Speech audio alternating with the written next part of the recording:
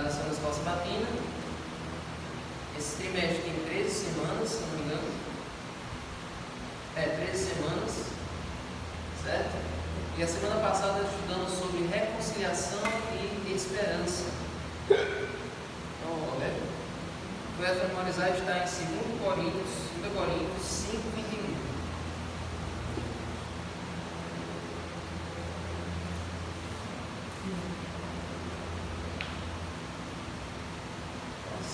Coríntios, capítulo 5, verso 21.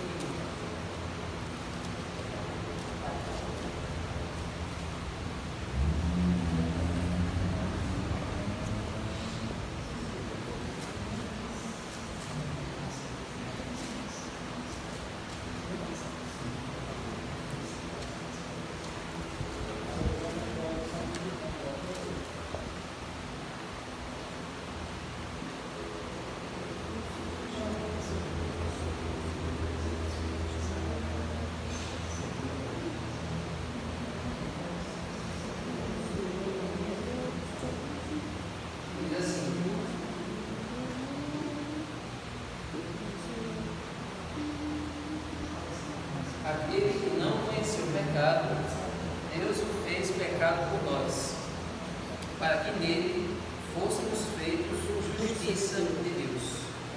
2 Coríntios 5, 21.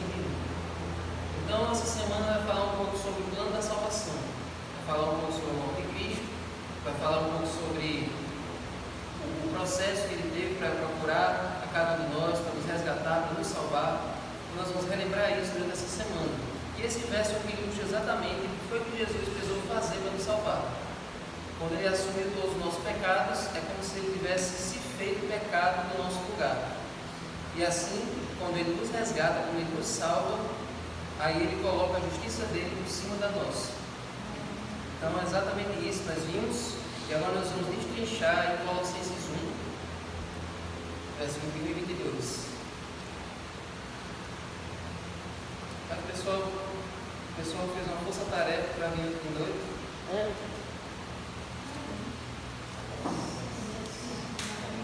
Acho que, como eles já fizeram todo o esforço para vir ontem de noite, não vinha mais não. Está parecendo limitado, certo?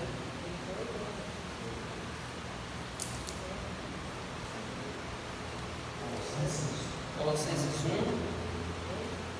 verso 21 e 22.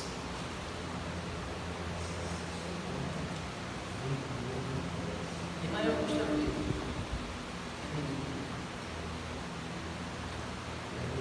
Vamos lá.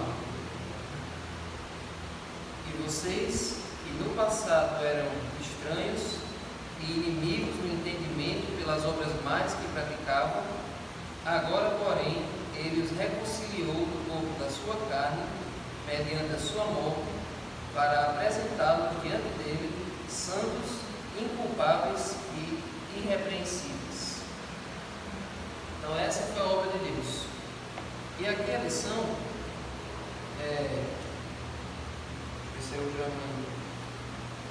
hoje. Essa expressão que aparece no verso 21, que diz: vocês eram estranhos e inimigos do entendimento pelas obras más que praticavam. Aqui em outra versão diz assim: vocês eram separados de Deus e eram inimigos dele.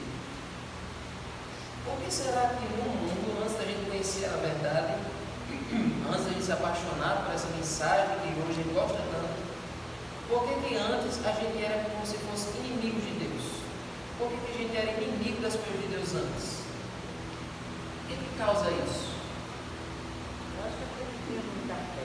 Fala de conhecimento mesmo. Fala de conhecimento. Não tem conhecimento? Porque é o poder de Deus na nossa vida. Ignorância.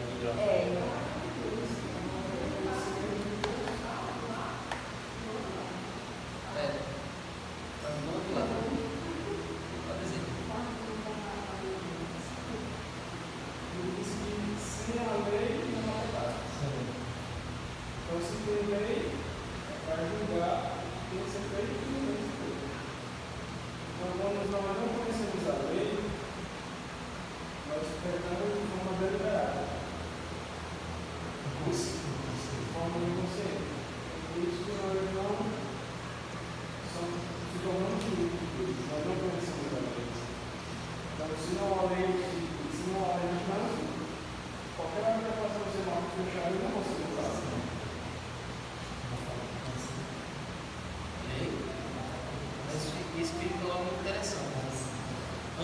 não conhecia a lei de Deus.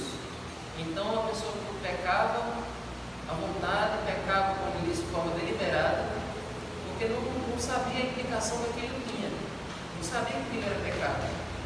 Então, quando a gente conhece a vontade de Deus, quando a gente conhece a lei de Deus, aí a gente vê o quanto errado a gente é, o quanto a gente passou a vida toda fazendo o que era contrário, que Deus não gosta, e que agora a gente precisa de Jesus mais do que nunca, porque agora a gente sabe o quão pecador nós somos. Então é para isso que serve a lei de Deus. Mas uma coisa que eu queria destacar é que antes da gente conhecer Deus, a gente é inimigo dele. Por isso que às vezes a gente chega na casa da pessoa e a pessoa não quer saber de Bíblia, não quer saber da mensagem, não quer saber de receber uma visita na sua casa para falar de Deus. Isso também tem uma influência muito grande do mau exemplo que tem por aí, né? Às vezes a gente chega com uma mensagem, oferecendo estudo bíblico, mas a pessoa já tem tanta imagem ruim que ela tem de outras pessoas que vão na casa delas, e aí isso fecha a porta do coração delas para não querer saber da mensagem, não querer saber da verdade. Sabe? Gênesis 3 e 15, né? O segredo é Gênesis 3 e 15. Daqui a pouco a gente chega lá. Então é isso que acontece. O ser humano, por natureza, ele já é inimigo das coisas de Deus, ele não quer saber de Deus. Por isso que nós temos essa resistência natural para as coisas espirituais. Quando é uma coisa carnal, uma coisa terrena, a gente quer fazer na maior naturalidade. É mais fácil uma pessoa decidir ir para o carnaval ou ir para o culto? É mais natural a pessoa gostar de ir para o carnaval ou gostar de ir para o culto?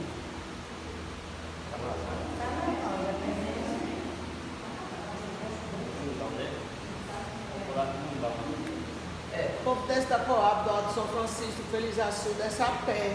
Mandar uma besteira lá no centro que não tem gosto de nada. Pois é.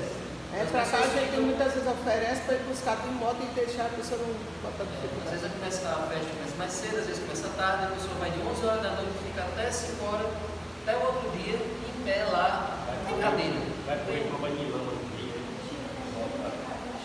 E às vezes vai para a festa, não sabe nem se volta para casa. Pois é. Então, aí quando chama para a igreja, mesmo tendo cadeira, mesmo tendo ar-condicionado que vai ter, Você já está pela fé, já pela está. fé, já estou recebendo a bênção, glória. Então, aí mesmo tendo tudo de bom, aquilo muito melhor, tendo uma mensagem que transforma a nossa vida, a pessoa prefere, né? Então, é isso que a Bíblia chama de que a gente era inimigo de Deus, antes da gente conhecer Deus. A gente não queria saber dele, não queria saber do mundo. Então, gente, como é que a morte de Jesus, ela nos reaproximou de Deus? Ela fez a gente perder essa barreira, perder esse distanciamento, fez a gente ser amigo de Deus e não mais inimigo. Como é que Jesus nos reaproxima de Deus? Pode dizer. Vai baixo. Ao mundo de cada Vai falar vez. baixo. Ele se fez nós, pecador, primeiro. Ou seja, ele morreu a morte que era nossa, morreu o nosso lugar. Esse é o melhor, né?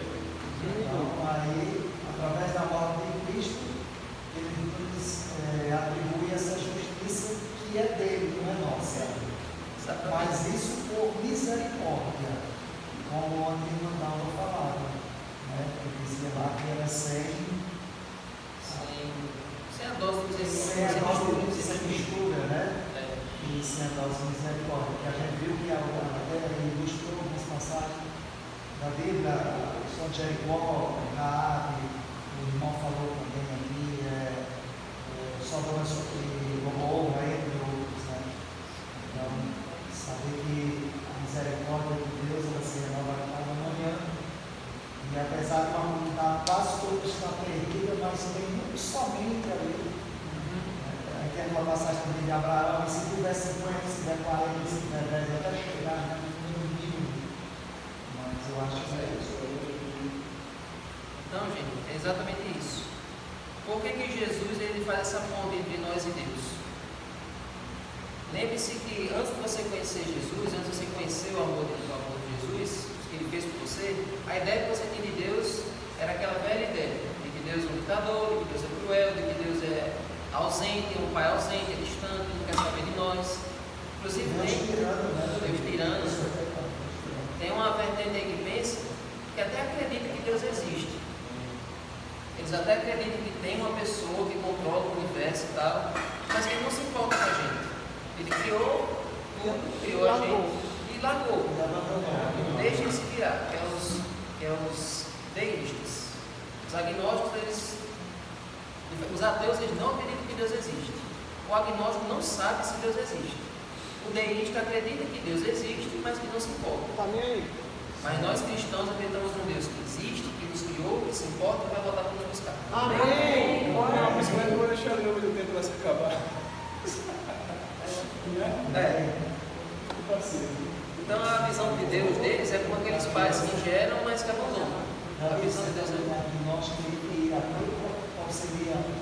o ateu, ele não acredita. Ele rejeita a ideia de que existe um Deus. Mas O agnóstico ele não sabe. Ele fica, pode ser que tem, mas eu não sei. Ou seja, ele nem concorda e nem discorda. discorda. Tem gente que é assim. Então, em cima do sei lá, mas assim, Ele acredita na você ciência. falou do AD. E o deísta, ele acredita que Deus existe, que tem essa mente, mas que ela não tem amor. Certo? É como se fosse um programa de computador que controla o universo. Um programa ele não sente nada. Um programa, um aplicativo, ele não tem sentimentos. Então, para eles, Deus é como se fosse esse programa que controla tudo, mas que não ama nada, que não sente nada por nada. Mas, gente, Jesus é essa ponte entre nós e Deus. Amém. Porque Jesus é o Deus que se fez ser humano. Então, a imagem, a referência que a gente tem de Deus é Jesus em forma humana. Por isso que eu falei na semana passada na lição, não foi no sermão, foi no Zoom, aquela passagem que os discípulos perguntaram a Jesus: mostra-nos o Pai. E aí Jesus disse: eu estou há tantos anos, tanto tempo com vocês me perguntam quem é o Pai. Quem olha para mim está vendo o Pai.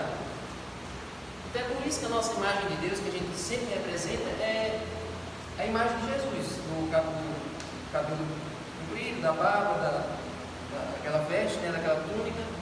Porque essa imagem é o corpo que Jesus veio em forma humana. É o corpo de Deus ali em forma humana.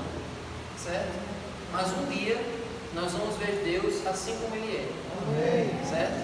E Jesus vai ficar para sempre limitado àquele corpo humano. Essa é uma coisa que deve nos sensibilizar mais ainda do que a cruz. Porque pensar na paixão de Cristo, pensar no sofrimento da cruz, já deixa a gente sensibilizado. Mas quando você para pensar que Deus, Jesus, durante toda a eternidade, Ele era Espírito, e a partir do momento que Ele se tornou ser humano, Ele vai ficar limitado ao corpo humano para sempre, isso é algo que deve mexer com a gente mais ainda. Para sempre Jesus vai ficar preso ao corpo humano, com as marcas dos braços, com a marca do lado. Isso é uma coisa muito séria.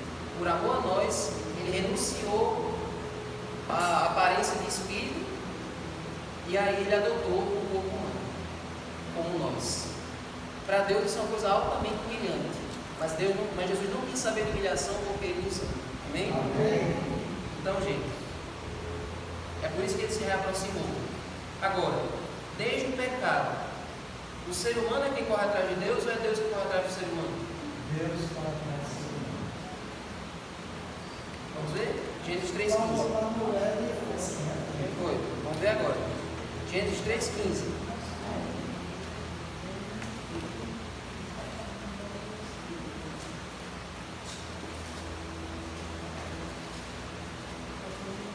Ou melhor, verso 8 e 9. Gênesis 3, verso 8 e 9.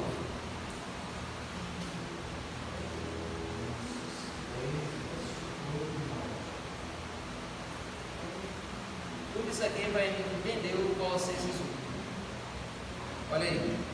Gênesis 3, verso 8 e 9 diz assim: ao ouvirem a voz do Senhor Deus, que andava no jardim, quando soprava o vento suave da tarde, ou a viração do dia da tardezinha, que era o costume de Deus, o homem e a sua mulher se esconderam da presença do Senhor Deus entre as árvores do jardim. Aí você já está vendo o que é que o pecado causa. Eu gosto de dizer que a história do Éden, a história do pecado aqui de Gênesis 3, é a base para tudo que acontece com cada ser humano. Toda vez que a gente pega, acontece essa mesma ordem aqui de acontecimentos. E olha só, eu disse a vocês que o pecado faz com que a gente ache Deus nosso inimigo. Então, por que Adão e Eva se esconderam de Deus logo após esse pecado? Eles achavam que Deus ia castigá-los, achavam que Deus ia dar um carão, que Deus ia brigar, que Deus ia fulminar eles, né? Então, é isso que eu estou querendo dizer. O pecado faz com que a gente fique com medo de Deus, ou até com raiva de Deus. Então, é por isso que Adão e Eva se esconderam. E é por isso que muitas pessoas se escondem de Deus e não querem saber dele, certo? Não querem nem ouvir falar dele. Mas ao contrário da nossa reação, qual é a reação de Deus? Verso 9. E o Senhor Deus chamou o homem e lhe perguntou: onde você está? Onde estás? O ser humano se esconde, mas Deus corre atrás. Amém. O ser humano fica com medo, mas Deus não tem medo, Ele vai atrás do ser humano. E Ele faz a pergunta: onde é que você está? Ele sabe onde a gente está, mas Ele quer ver e quer ouvir a nossa resposta. Pois é. Então Deus nos procura individualmente. Então, quando você está, seja até espiritual, né? Em que condição você se encontra agora, e eu vou mostrar para você o que eu posso fazer para que você se reconcilie comigo de novo e você se ache, você se encontre. Pois é, isso é uma boa colocação. Porque Deus sabia onde Ele estava Quando eu vi isso aqui pela primeira vez, eu digo: poxa, se o Senhor estava perguntando, mas ele não sabia mais porque luz. Pois é. Então, essa é uma boa consideração. Deus não estava perguntando só o local, ali no jardim onde ele estava, mas também onde é que ele estava espiritualmente. Que lugar você se colocou? Para onde você foi quando está perto de mim? Então, essa pergunta que Deus faz para todos nós. É provável que muitas pessoas que estão longe de Deus, elas escutam uma voz dizendo assim: aqui não é o seu lugar, aqui não é o lugar onde você deve estar, você está no lugar errado, você tem que estar perto de mim. Então, essa voz do Espírito Santo, nós estamos estudando esses 10 dias, é essa voz que nós vimos naquele verso, que fica dizendo para a gente o caminho para onde a gente deve ir e que a gente está no lugar errado, a gente tem que ir para o lugar certo. Então, gente, Deus nos procura individualmente. Deus não procura você em grupo. Deus não sai procurando uma família, Deus não sai procurando um grupo de pessoas. Deus procura as pessoas uma por uma. Deus procura a gente individualmente. O que isso quer dizer sobre o amor de Deus?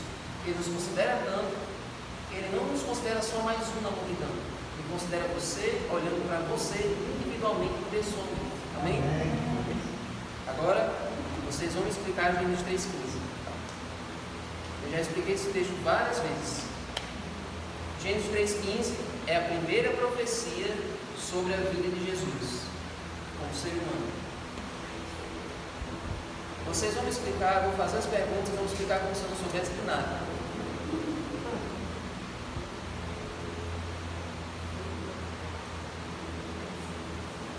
Olha aí.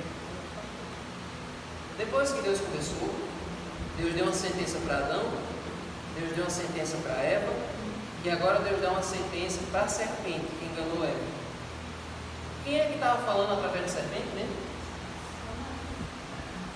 Quem era? Vocês respondem aqui, vocês estão calados. Vocês ficam silêncio, dá uma raiva, diga aí. Quem é que estava falando através da serpente? Sim. Muito bem. Então aqui quando Deus está falando aqui no verso 15, ele está falando com a cobra ou com quem estava por trás da cobra? Então ele estava falando diretamente com Satanás, certo? Aí vamos ler o verso 15. Porém inimizade entre você e a mulher, entre a sua descendência e o descendente dela.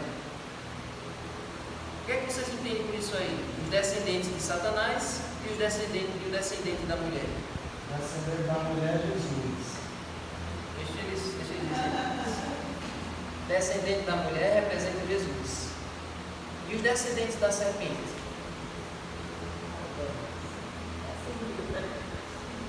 Então, gente, aqui está falando o seguinte: os descendentes da serpente representam todas as pessoas que estão do lado de Satanás. E o descendente da mulher é o que seria o Messias, é o que seria o Salvador, é Jesus. Então, desde o Éden, existe esse lado do bem e do mal. Existem aqueles que ficam do lado de Deus e os que ficam do lado de Satanás. Sempre vai existir esses dois grupos. Logo depois, aqui no capítulo 4, você já vê os dois grupos, Caim e Abel. Abel ficou do lado de Deus, deu o sacrifício que era que Deus pediu, e Caim fez o sacrifício que não era o que Deus pediu. Então você já vê os dois grupos na mesma família, Caim e Abel. Certo? Agora, já que vocês entenderam que os descendentes da serpente eram todos que ficam do lado de Satanás, e o descendente da mulher é Jesus, agora vocês vão explicar duas frases aí. Este lhe ferirá a cabeça. Agora está falando de uma serpente. Este quem? O descendente da mulher ferirá a cabeça da serpente. E a serpente lhe ferirá o calcanhar. Quando é que a serpente feriu o calcanhar do descendente da mulher? Quando é que a serpente feriu o calcanhar de Jesus? E quando é que Jesus pisou a cabeça da serpente?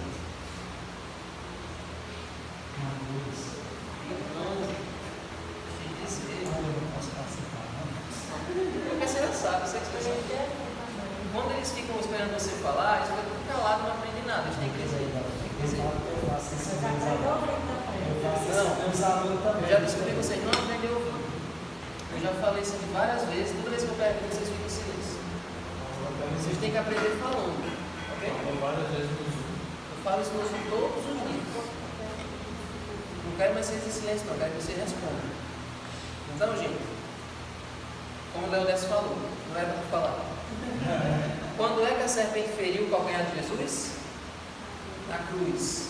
Com todo o sofrimento da cruz, é como se Satanás tivesse só arranhado ali o calcanhar de Jesus. Mas com a morte de Jesus, Satanás agora pisa a cabeça da serpente, e é por isso que Satanás já está derrotado. Bem? Olha aí. Isso aí é.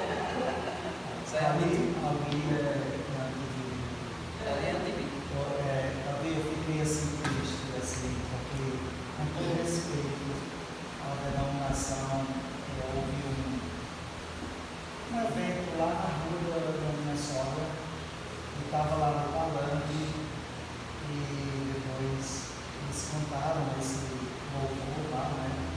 A Maria da Serpente, e o músico citou, ele sabia do capítulo, ele citou Gênesis 3:15.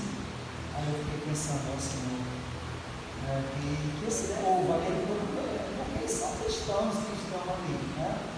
E quando é que eles vão compreender essa verdade? Mas aí na hora eu falava que essa mensagem ainda, que é a segunda mensagem, né? Essa mensagem deve ser levada a essas pessoas para ver, porque tem muita gente honesta ali, mas eu fiquei pensando.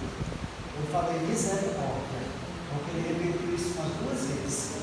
Ele disse, olha, vocês vão ter lá em Gênesis 3:15, e é bíblico. Ele disse que era bíblico que Maria pisava na cabeça dessa. Mas aí ninguém vai ler a Bíblia lá, o povo lá não lê. Se fosse ler, sabia que não era verdade.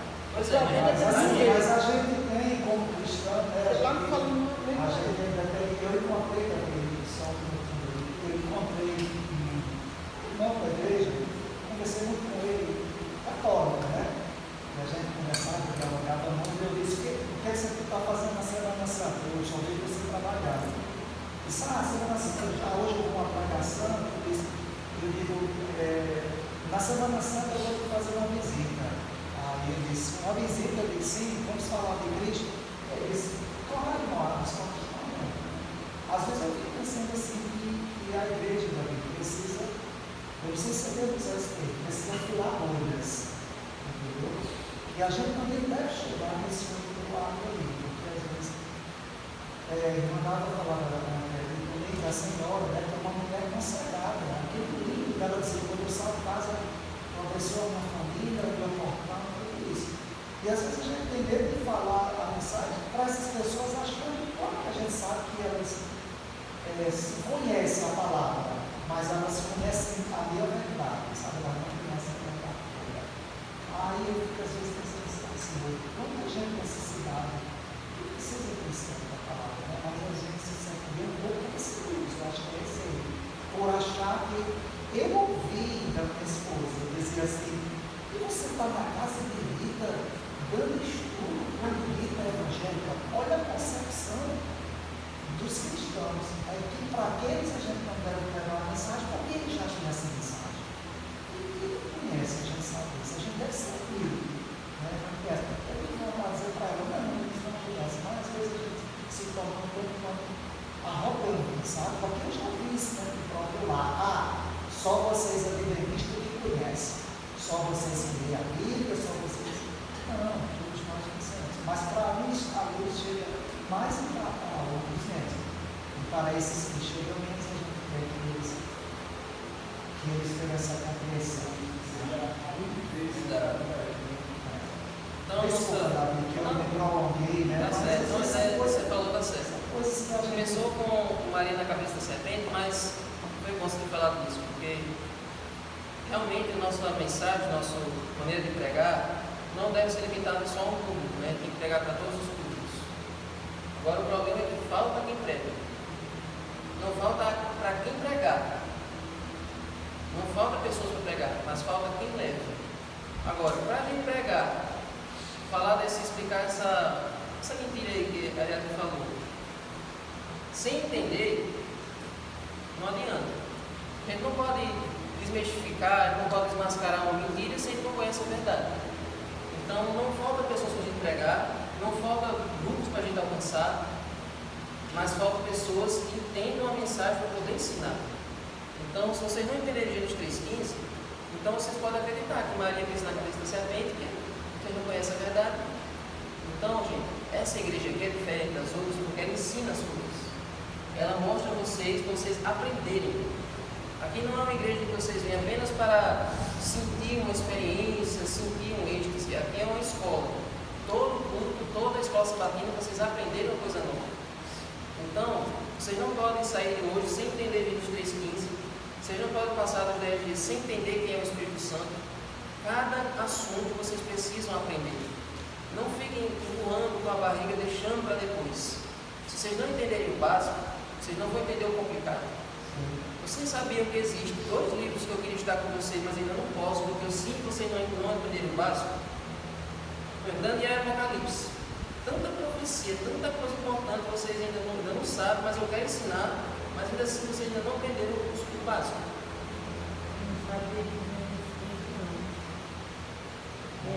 O Davi é como as 4 operações, né? Para desenvolver algo mais complexo, assim, vocês precisam entender, primeiro ouvir a voz de Deus, que é o curso bíblico, para depois a gente começar a estudar profecia, Daniel, Apocalipse. Vocês sabem quem é o anticristo? Não sabe. Quem é o anticristo? Quem é a besta que sobe do mar, besta que sobe da terra? Qual é o ser de Deus? Qual é a marca da besta? Por que o sábado é o ser de Deus? Tem tanta coisa que vocês precisam saber. Se o ser de Deus é o sábado, por que o sábado é o ser de Deus? A gente tem que saber o porquê, né? Por quê? Porque as pessoas falam que o ser de Deus é o Espírito Santo e várias outras coisas, mas não que o sábado. E também, né? Cada palavra tem um problema. Pois é. Então, vocês precisam aprender o básico, primeiro o curso bíblico, e depois a gente passa para as profecias. Mas esse depois, eu não quero que seja depois daqui a 10 anos. Eu quero que seja depois agora.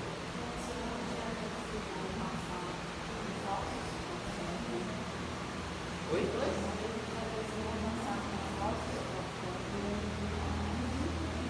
Não escolhi ainda. Aliás,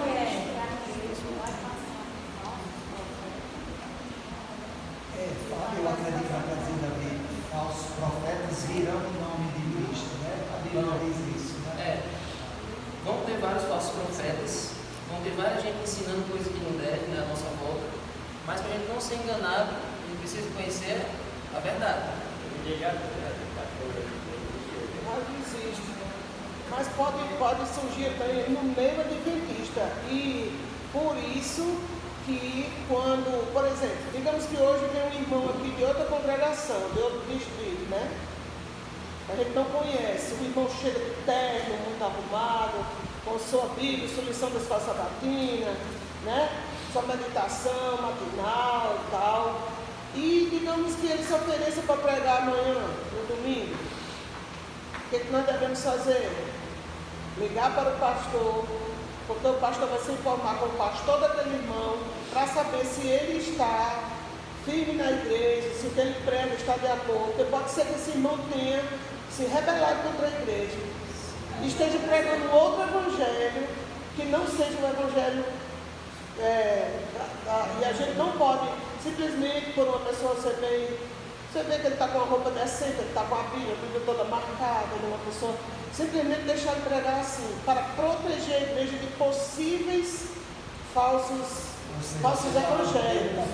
Porque a procedência daquela pessoa. A procedência, exatamente. Eu não tinha parado para pensar nisso.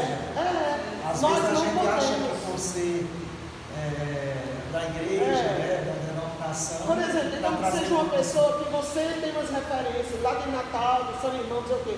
Mas se a pessoa chegar aqui e se oferecer para pregar, nós temos que ligar para o nosso pastor. O nosso pastor liga para o pastor de lá do distrito onde ele diz ser líder. E o pastor de lá é que tem que dar o aval para poder pregar aqui. Isso é muito. Não. Às vezes eu tenho medo das pessoas, muitos membros da igreja, que não têm muita instrução, não conhecem muita mensagem, e na mente deles é assim, se está falando de Deus, se está usando a Bíblia, está ótimo. E aí no YouTube eles vão rolando assim, aí passa dos pastores adventistas, começa a vir pastores assim de outra igreja, é de Deus, vou escutar. Então, não tem tudo que reduz é ouro. Nem sempre está falando de Deus, está falando a verdade. Certo? E eu sempre lembro de uma fala do pastor Monildo, que esteve conosco há uns 15 anos. A gente estava na igreja de Bela Vista. Eu nunca esqueço dessa fala dele. Ele dizia assim: no dia em que, se eu vier a falar algo aqui que não esteja de acordo com a Bíblia, eu estou autorizando o sonoplasta a tirar o volume, a desligar meu microfone. Pode cortar meu microfone na hora. Se eu for usado aqui pelo inimigo para falar alguma coisa que não esteja de acordo com a Bíblia, pode desligar meu microfone. Volta. Ou seja, ele tem a consciência que ele é um ser humano e que pode, uma hora ou outra, quem sabe por que motivo, e ele diz, se o sonoplasta perceber o líder, vai lá, fala com o sonoplasta, está pregando uma coisa que não está na Bíblia, pode desligar meu microfone. Certo. Então, gente, esse parênteses que a gente abriu, esse longo parênteses que a gente abriu é muito importante, mas vamos voltar para o texto? Colossenses 1:23 agora. Foi muito bom esse momento aqui de desabafo, mas vamos para a lição.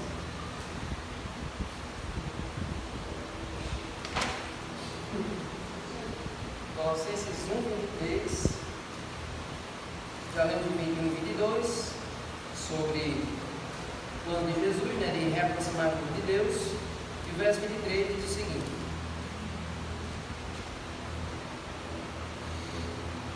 o final do versículo 2 diz: para apresentá-lo diante dele, santos, inculpáveis e irrepreensíveis. Irrepreensível é, sem ter do que reclamar, uma pessoa nota 10. Se é que vocês permanecem na fé, alicerçados e firmes, não se deixando afastar da esperança do Evangelho que vocês ouviram e que foi pregado a toda criatura debaixo do céu, do qual eu, Paulo, me tornei ministro. Amém? Então, Paulo está querendo dizer o seguinte: o plano de Jesus é apresentar cada um de nós diante de Deus santos, inculpáveis e irrepreensíveis. Certo? Esse é o plano de Jesus. Deus não quer pegar você e apresentar. Jesus não quer pegar você e apresentar você diante do Pai do jeito que você está, cheio de pecados.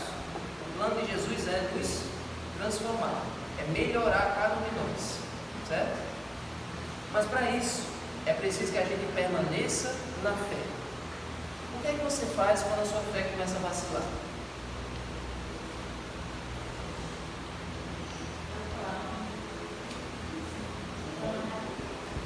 Começa a orar, né? mágica na Bíblia. O que é que você faz quando a sua fé começa a fraquejar? Quando você começa a duvidar? Confessa a Deus. É possível que muitas pessoas, depois de muitos anos, a fé delas em algum momento vacila.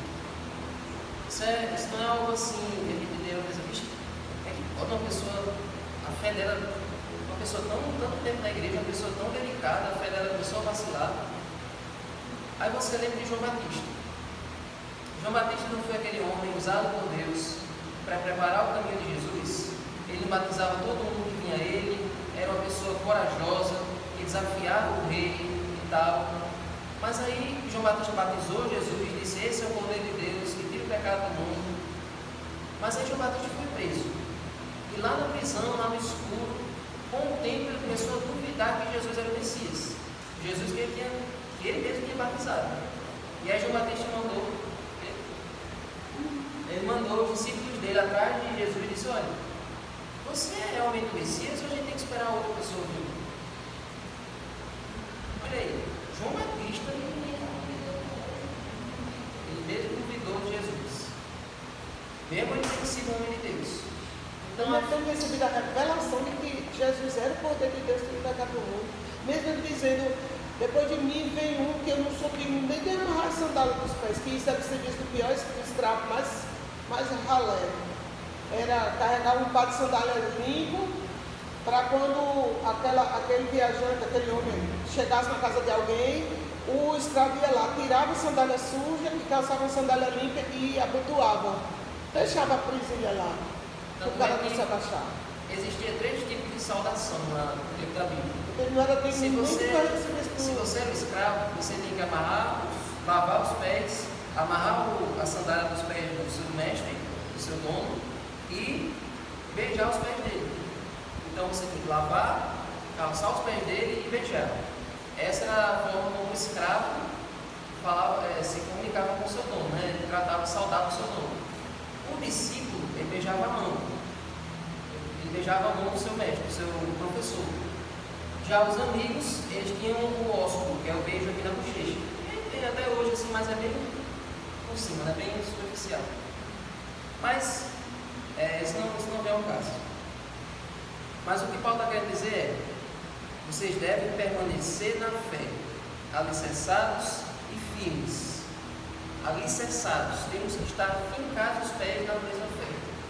Isso é algo que nós sempre temos que zelar. Agora, a fé, ela vem através de quê? Como é que a gente exercita a fé?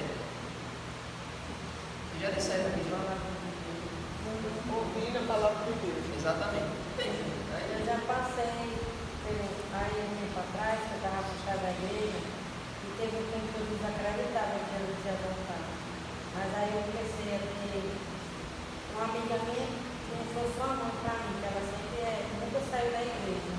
Aí eu comecei a voltar com ela de novo, e ela sempre voltou a falar de Jesus, a mostrar o que Jesus fez por mim no passado, aí eu voltei a acreditar de novo. Amém. Amém. Então, isso que o Maria Augusto falou é um segredo a mais. Além do segredo da Bíblia, que é de estudar a Bíblia, a gente aumenta a nossa fé, é também estar cercado de pessoas de fé. Isso é um detalhe muito importante. Pessoas que levantam. Eu não sei se é na Bíblia que a gente tem que andar com pessoas que vivem na palavra, vivem em comunhão com Deus. Porque se você está sem fé e você anda com pessoas que tem fé, aquela pessoa vai transmitir para você e você vai voltar a ter fé em Deus. Pois é. É por isso que na igreja a gente tem um costume antigo de dizer que fulano está meu pai na fé, ou minha mãe na fé. E ela foi futebol. Que é aquela pessoa que traz você para a igreja e continua ali do seu lado, tirando suas dúvidas, acompanhando você. Mas todo mundo aqui deve ter alguém, assim, uma referência que você... Sempre quando você está fraco, você fala para aquela pessoa e aquela pessoa ajuda você a se levantar. Até eu ainda tenho, só que ela fez que bom, tá? Mas ainda não está muito bem. Amém.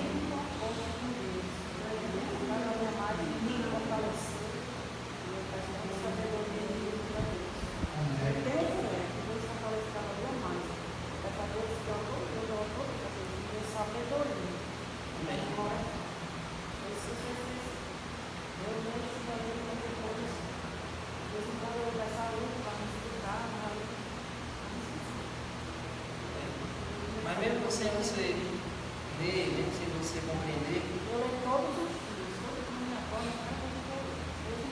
Mas alguma luz fica. Né? Alguma luz fica e só que você está no lugar certo, você permanece aqui. Você está no lugar correto. E a gente aprende muito com o outro. Então a fé, ela aumenta a nossa esperança. Por isso que Maria Augusta falou sobre a volta de Jesus, né? Sem a nossa fé firme, a gente perde a esperança, a gente perde a nossa visão do futuro. Quem deixa de acreditar na Bíblia, quem deixa de acreditar em Deus, que Deus existe, com o tempo perde a esperança na volta de Jesus, que é um efeito dominó. Se eu não acredito mais na Bíblia, se eu não acredito mais que Deus existe, também eu acho que quando eu morrer, vai ficar por isso mesmo, Jesus não vai voltar. Então é tudo uma coisa que liga a outra.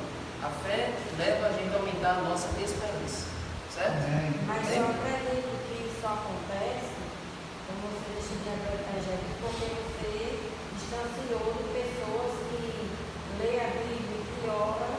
Se você distanciar, você vai chegar a um certo ponto que você não vai mais acreditar. Mas se você ficar perto de pessoas que lê a Bíblia, que oram, que busca, vai lhe ajudar a ter fé em Deus e ouvir a palavra de Deus. E o contrário também é verdade. Se você está do lado de pessoas que não acreditam, também pode fazer com que você desista. Por que será que tantos jovens, quando entram na faculdade, se afastam? Porque lá é um lugar onde geralmente a maioria não acredita em Deus. Eu vi isso essa semana. Uma professora falando isso. Na escola e até no ensino médio, ainda tem muitos alunos que são evangélicos, tem muitos alunos que são até católicos. Por exemplo, no futuro, tinha a professora que fazia, uma professora que era católica, que ela fazia um dia a gente com água benta todo dia, porque ele era muito teimoso, né? A gente não, o pessoal era teimoso. Eles todo dia, ela derramava água benta e colocava Reginaldo Manzotti para a gente escutar antes de começar a aula. Então você vê. Padre Reginaldo Manzotti. Todo dia era a musiquinha dele para a gente se acalmar. Então você vê como nas escolas ainda, e até no ensino médio, ainda tem uma certa influência da fé. Ainda tem uma coisa de religião. Mas quando tem sai a disso, disciplina ensino religioso, que na faculdade não tem mais. mas quando você entra na faculdade, A faculdade é a vontade. Os professores têm que convencer você que Deus existe. Com argumentos bíblicos, né? Você não tem como refutar. então não é que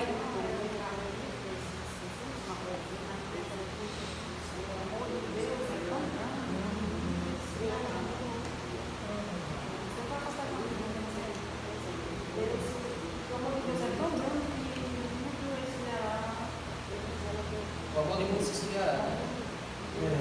Já está Já está esfriado. Então isso Só não não quer dizer Deus que uma hora.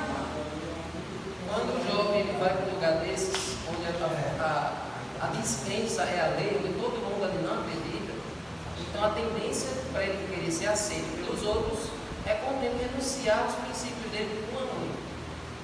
O que é isso? Renunciar aos princípios. Começa a renunciar ao princípio da sexta-feira, do pôr do sol da sexta-feira, começa a ficar até sexta-feira à noite, para estudar, para ir num lugar com eles. Começa a renunciar pouco a poucas coisas, começa a mentir, a falar palavrão, a falar imoralidade, e aí com o tempo deixa de acreditar em Deus. É tudo uma coisa que leva a outra. Então, estar cercado de pessoas que têm a mesma fé é importante para a gente não duvidar. E é por isso que a igreja é fundamental. Não tem como a gente dizer, eu adoro a Deus em casa, dá ótimo. Não tem como. É no convívio com as pessoas que acreditam na mesma coisa que você se mantém firme, você se mantém na balada. Amém?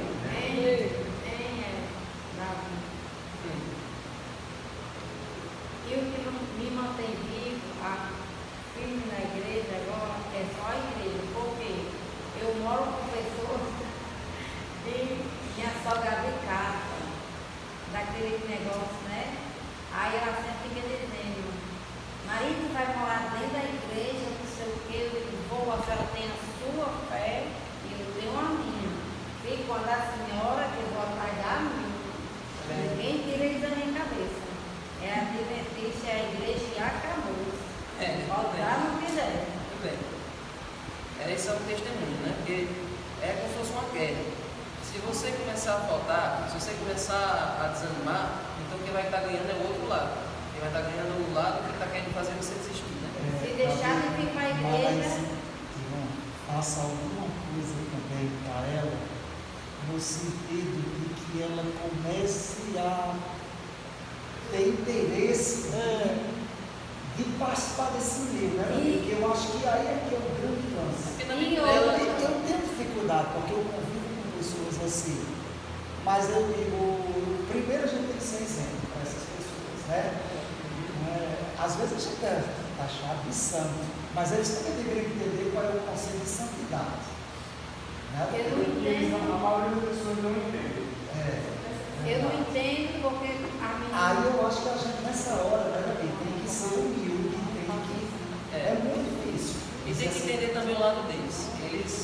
A imagem que eles têm de cristão, de modo geral, é aqueles crentes abusados, aqueles crentes que falam que vai para o inferno se fizer aquilo, que ficam gritando até altas horas da noite.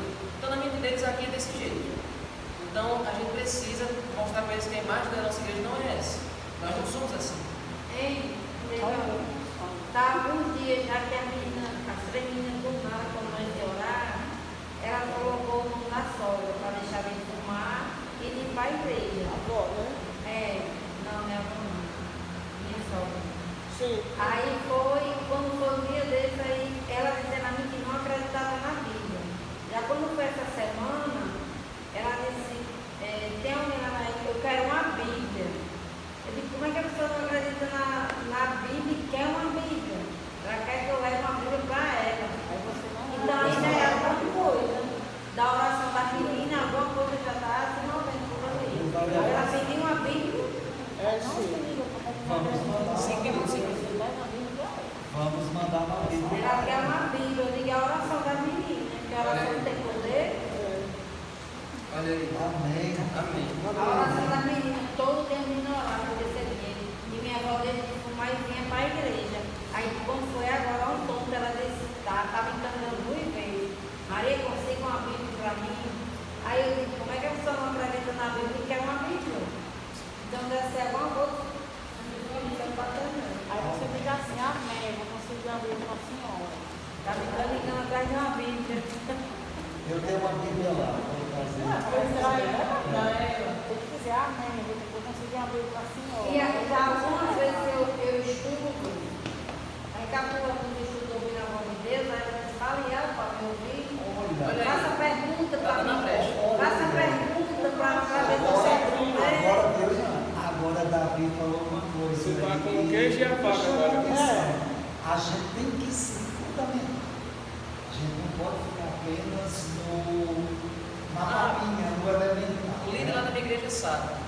Eu tenho que saber. É isso mesmo. Aí E é nessa hora que a irmã, que o Espírito Santo, com a ação do Espírito Santo, que por nossas forças a gente. Mas é aquela coisa, a gente se esforça para ele atuar, para ele agir. Né? Lembre-se que a igreja adventista não foi feita para funcionar cada congregação com um pastor para cada congregação. É por isso que às vezes a pessoa chega aqui e acha que a pastora é mãe dela. A família que chegou ontem achou que a pastora daqui era mãe dela, mas a igreja adventista não foi feita para ter um pastor para cada congregação. Por quê? Porque os próprios membros da igreja podem ter o acesso à verdade, que isso aqui, gente, vocês podem achar que isso aqui é só mais uma liçãozinha, mas isso aqui é o conteúdo que os pastores estudam lá no seminário. Então é um curso de teologia. Isso aqui é tudo que um curso de teologia estuda, debulhado para você entender. Só que o pastor me disse que o que a gente estuda em 3 meses, eles estudam em uma semana. Pois é, então imagine que essa lição é uma A matéria de gente uma passa 3 semana. meses estudando, eles estudam em uma semana. tem uma amiga minha que ela dá assembleia, e ela disse que cada uma igreja tem um pastor. Eu digo, não existe isso não. Agora É existe porque um pastor. lá os pastores sabem muito ler a Bíblia, os contatos são sendo analfabetos, eles botam o nome do pastor. Eles não sabem Nem qual o significado do batismo. Eles não sabem. Mas tá bom. Então, gente, vamos falar dos outros, né? Que isso não é certo. E ao invés de falar dos de lá de fora que não sabem, vamos pensar nos daqui que não sabem. Nós que não sabemos. Temos daqui, temos nós que não sabemos. Para eles, infelizmente, eles não têm essa essa luz que a gente tem. Então a gente tem mais responsabilidade ainda, porque a gente sabe a verdade completa, né? Então a gente sabe que a gente tem essa responsabilidade. Mas ela disse que hoje eu poderia decorar um pouco, porque hoje é o dia todo. Também para deixar. Eu percebi isso, eu acho que porque o dia todo hoje a escola vai até. Já é 10 horas, mas eu. Vamos terminar esse capítulo 1, para ver se a próxima semana a gente começa o 2.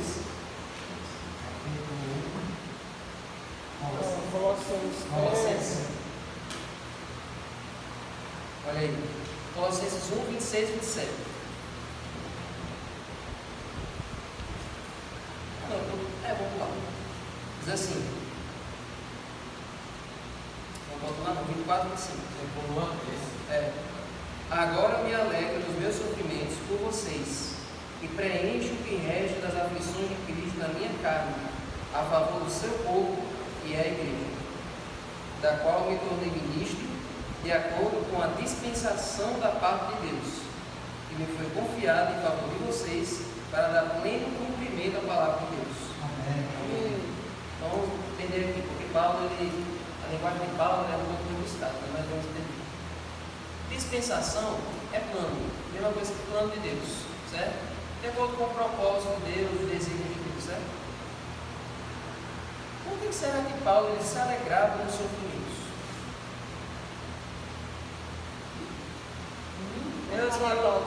Acho que toda semana eu faço essa mesma pergunta, porque toda semana Paulo diz a mesma coisa, né? Por que Paulo ele se alegrava nos sofrimentos que ele passava por Jesus?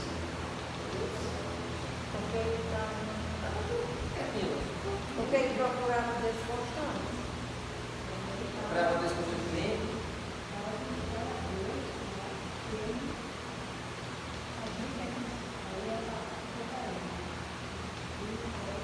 Devia fazer bem para ele, né? Por que Paulo, ele pode ser? A primeira, porque ele sabia, né, que Cristo tinha feito por nós sofrimento, passado por nós. E a segunda, porque é no sofrimento que nós provamos a nossa fé. Amém? Amém? Então isso que ele é muito importante. O sofrimento, a dor, a provação, ela não é algo assim inútil. Toda dor que a gente passa, toda angústia que a gente sofre, ela tem uma utilidade. Serve para melhorar a gente, serve para fazer a nossa fé aumentar e serve para o nosso caráter, nossa natureza ser desenvolvida. Se não tivesse nenhuma dor, nenhuma provação, os Satanás iam acusar, olha, quer dizer que eu vou ficar na vida boa, eu vou ficar aí, eles vão te servir sem sofrer nada, assim, né? Então é isso que Satanás diz. É isso que Satanás diz com relação ao Jó. Quer dizer que o Senhor abençoa ele, dá tudo que ele tem, não passa por nada, é na moleza assim. Então a aprovação serve para a gente progredir na nossa caminhada cristã. Jesus foi bem claro, né? Quando ele Mas tende bom ânimo, porque eu sim. Esse é o segredo. Então Paulo, ele lamentava muito por ele estar naquela prisão, porque ele não poderia estar presencialmente nas igrejas, como já disse várias vezes, né? Ele estava naquela prisão lá em Roma, mas ele sentia falta de estar lá na congregaçãozinha que ele tinha fundado. É como se ele estivesse em Alcaçuz e ele tivesse fundado essas igrejas aqui e ele tivesse com saudade de visitar a gente.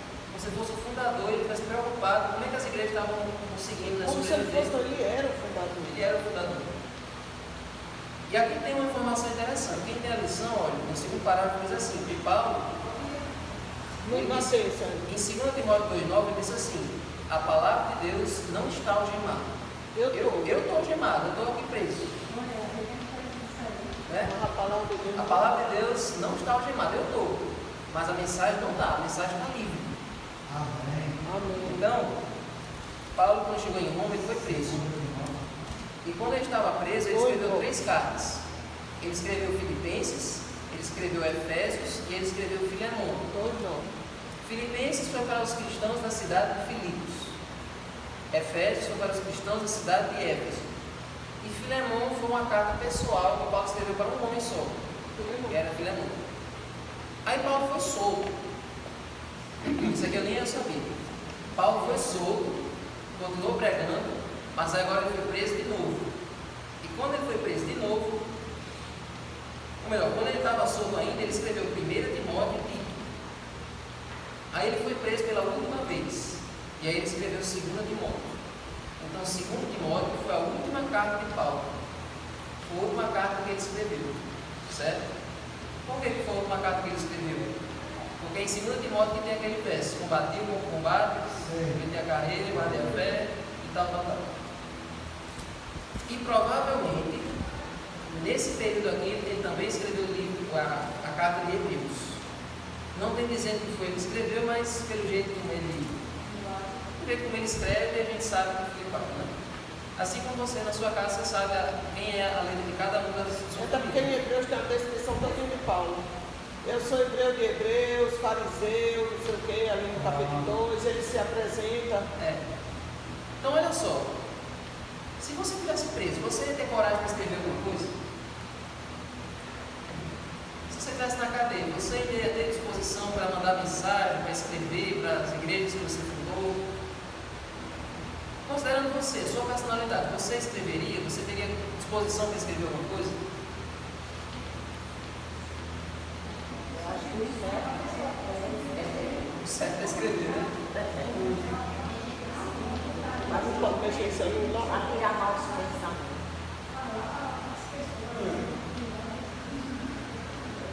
Sim, esse negócio é interessante. Para escrever é como se fosse uma terapia também, né? Para Paulo. Interessante. Eu também. Eu acho que uma coisa define essa força de Paulo, que ele diz: quando sou fraco, quando sou. Porque ele sabia mesmo que na angústia, levando chicotadas, 40 minutos no ano e por aí vai, ele sabia que era forte. Então eu acho que era o que impulsionava o Paulo a escrever essas cartas. Então aí ele era muito possuído pelo Espírito Santo. Porque ele tinha a força do Espírito Santo, mas parece que ele compreendia muito bem aquela força. Ele não desistia. Porque se fosse da Odessa com 40 minutos de batalhas, talvez já tivesse, sei lá, querendo desistir, cansado, vou me entregar. É que Paulo, olha que Paulo estava ficando velho, né? Paulo, isso aqui já foi ano 60 depois de Cristo. Então Paulo provavelmente tinha quase a idade de Cristo, né? Tinha uns 30 anos quando Jesus morreu. Então agora ele já tinha o quê? Mais 30, tinha uns 60 anos também. Então Paulo já estava velho, já tinha apanhado muito. Paulo tinha sido apedrejado, sobreviveu. Paulo sobreviveu a vários naufrágios, né? Paulo ele foi jogado numa arena com vários leões, várias feras, ele sobreviveu. Paulo ele fugiu para o deserto quando o pessoal correu atrás dele. Paulo já tinha sido açoitado várias vezes ao longo da vida. Você pode imaginar que as costas de Paulo não eram lisas, né? Era todo cheio de cicatrizes. E aí ele arranja forças para escrever 7 cartas depois que ele foi preso. São 7 cartas. O Filipenses, Filemon, 1 Timóteo, 2 Timóteo, Tito e Hebreus. Olha o número da perfeição. É quase o Novo Testamento todo.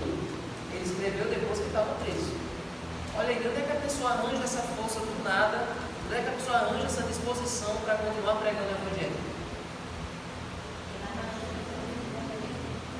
Oi? Sim, mano. Tudo bem. Isso mesmo. Verdade, mano. Verdade. Olha, mas eu também vejo uma coisa, mesmo Paulo, eu acho que Paulo utiliza essa força de pregar o Evangelho com o mesmo ímpeto que ele tinha de perseguir os cristãos. Eu não sei se eu estou falando algum absurdo, se eu me pergunto. Mas eu acho que ele era um judeu muito dedicado. Então, quando ele compreendeu o lado certo da história, ele voltou a obsessão dele do lado sim. Ele voltou a tudo para a verdade. Eu acho que ele fez o mesmo afim. Mandava costuma dizer que, por exemplo, quando um católico, ele é um católico de pé roxo, quando ele conhece a verdade, ele se torna uma divindade de pé roxo. Porque a mãe da disse que antes dela se converter, ele era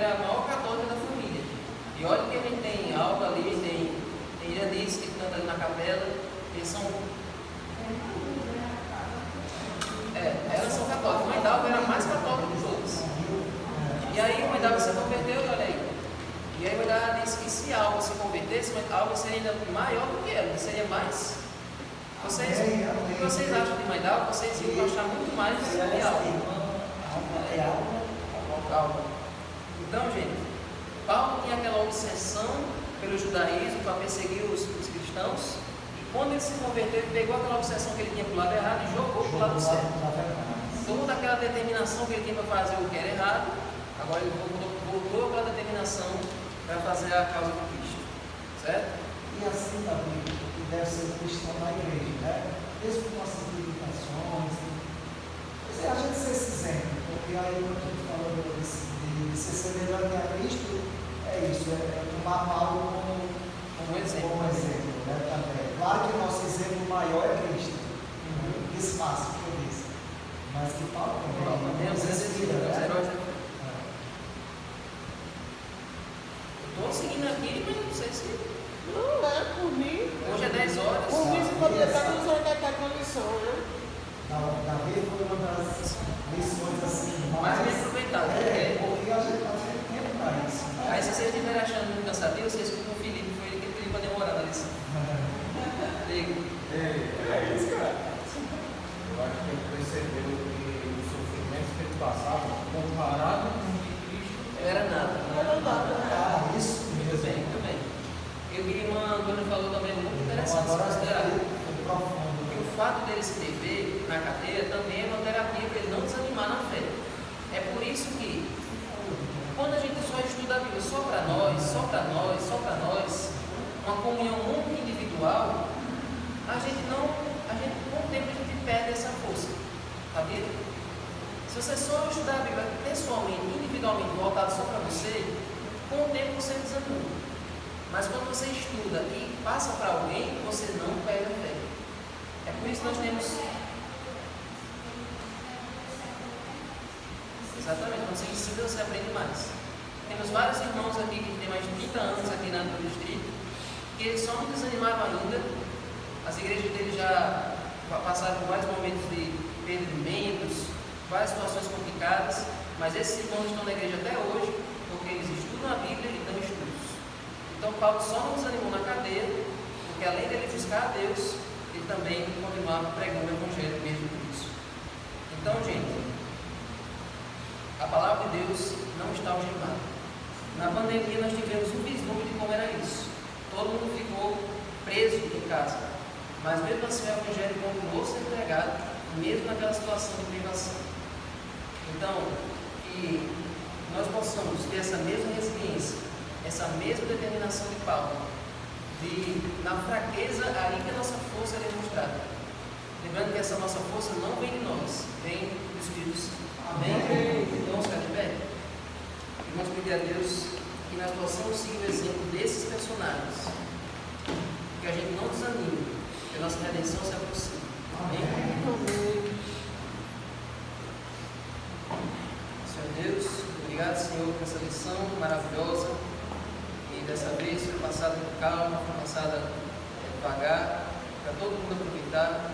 Pedimos, Senhor, que essas horas de jejum sejam um diferencial na nossa vida, marco nossa caminhada, que a gente faça mais vezes isso para a gente aprender o que a gente ainda não sabe, e praticar aquilo que a gente ainda coloca objeções para praticar. Que a pregação do Evangelho, Senhor, além de salvar as outras pessoas, nos salve também. Amém. Que aqui as pessoas não desanimem em momento nenhum, que estejam firmes na comunhão pessoal, no relacionamento com os irmãos e também, Senhor, em levar a Tua palavra para os outros. Amém. Ajuda-nos, Senhor. Derrama o Teu Espírito, porque sem Ele tudo que nós fazemos é em vão. Por favor, cuide de nós, nos